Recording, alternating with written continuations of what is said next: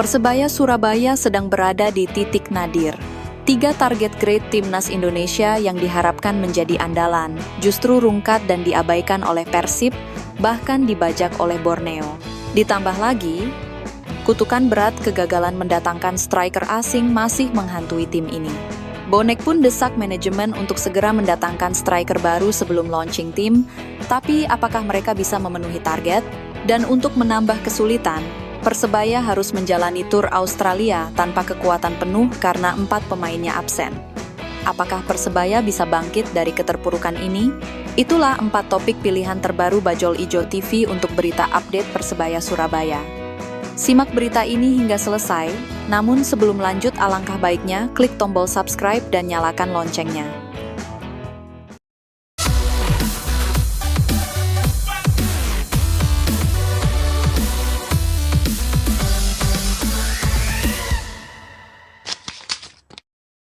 Nasib ngenes Persebaya di bursa transfer pemain.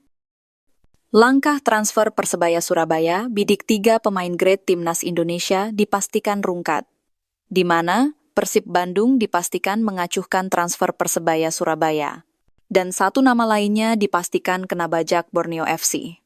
Terkuak 1 bomber lokal yang santer dikabarkan jadi bidikan Persebaya Surabaya, di mana sosoknya merupakan besti atau teman dekat Rahmat Irianto saat berkostum Persib Bandung. Ya, sosok yang dimaksud tak lain ialah bomber Persib Bandung, Dimas Drajat. Persebaya Surabaya juga sempat dikaitkan dengan kiper berlabel Timnas Indonesia sebagai pesaing Hernando Ari, Syahrul Trisna. Sayangnya, terbaru, Syahrul Trisna bukan bergabung dengan Persebaya Surabaya. Justru, Persebaya Surabaya kembali lagi kena tikung tragis klub Liga 1 lainnya. Ya, Borneo FC diam-diam berhasil meyakinkan Syahrul Trisna untuk bergabung. Nama Nathan Jo Aon juga turut terseret pada pusaran transfer pemain yang santer bakal didatangkan Persebaya Surabaya. Resmi didepaknya Nathan Jo Aon dari Swansea City pada Kamis 19 Juni 2025. Jadi sebabnya, terkini nama Nathan Jo Aon disinyalir masuk list bidikan Oxford United. Kutukan berat dialami Persebaya Surabaya. Persebaya Surabaya beberapa musim terakhir sedang menghadapi masalah besar. Apakah ini kutukan berat yang menghantui tim ini? Sejak ditinggal David da Silva, Persebaya selalu gagal dalam mencari pemain asing yang berposisi striker. Apakah ini hanya kebetulan atau ada sesuatu yang lebih dalam?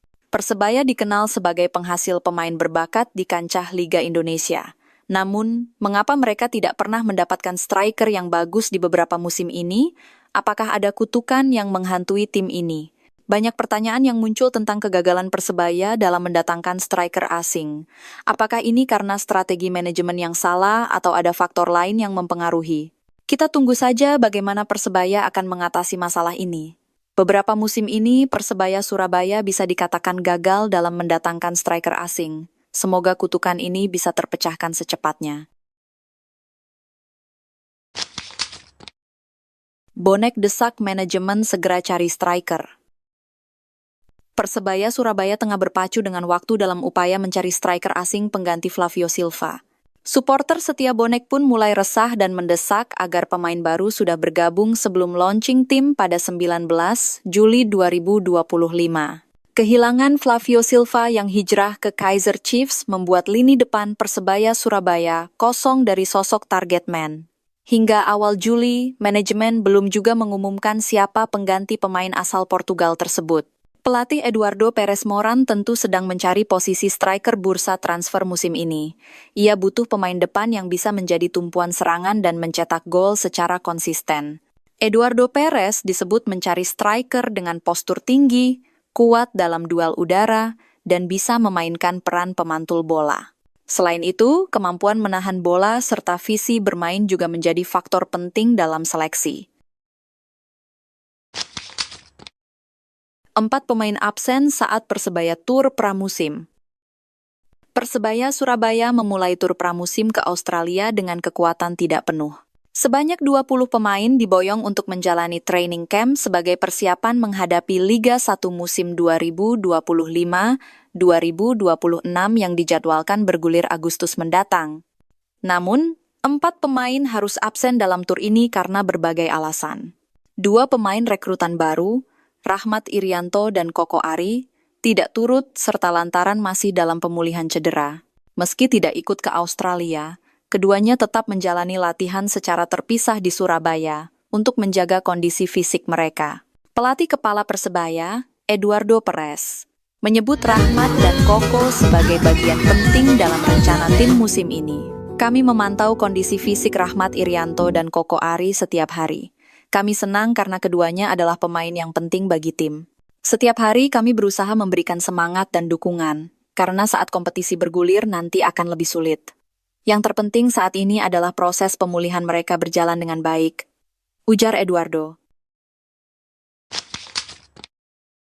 Skuad Persebaya tiba di Australia langsung latihan. Setelah melakukan perjalanan panjang, tim Persebaya Surabaya sudah tiba di Perth, Australia, Senin 7 Juli 2025 pagi. Mereka mulai bertolak dari Tanah Air pada Minggu, 6 Juli 2025 kemarin. Meski baru tiba, skuad Bajul Ijo langsung menjalankan program ringan dengan berlatih di Sam Kerr Football Center, fasilitas sepak bola baru dan modern yang dimiliki Football West.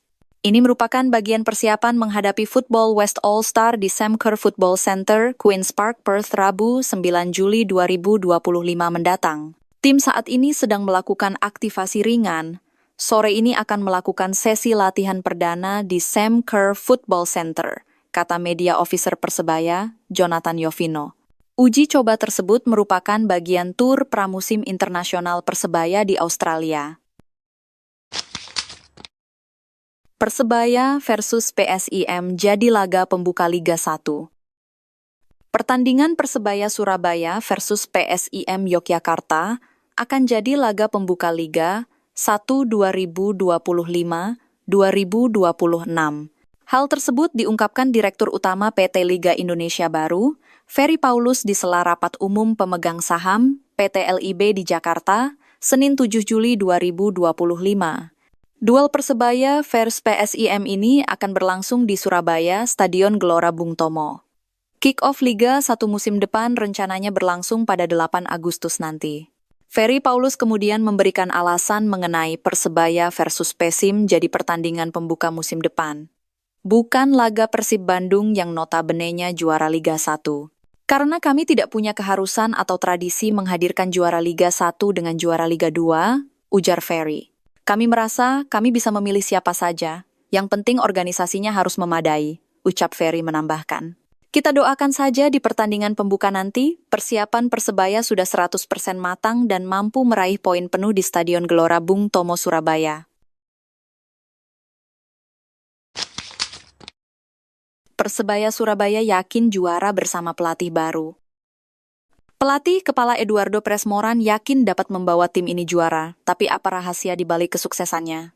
Diketahui bahwa Persebaya tidak hanya mendatangkan pelatih baru Eduardo Perez Moran, tapi juga pelatih fisik Shin Sang-gyu, mantan pelatih fisik Timnas Indonesia era Shin Tae-yong. Apa yang membuat Shin Sang-gyu begitu spesial? Dan itu tidak semua.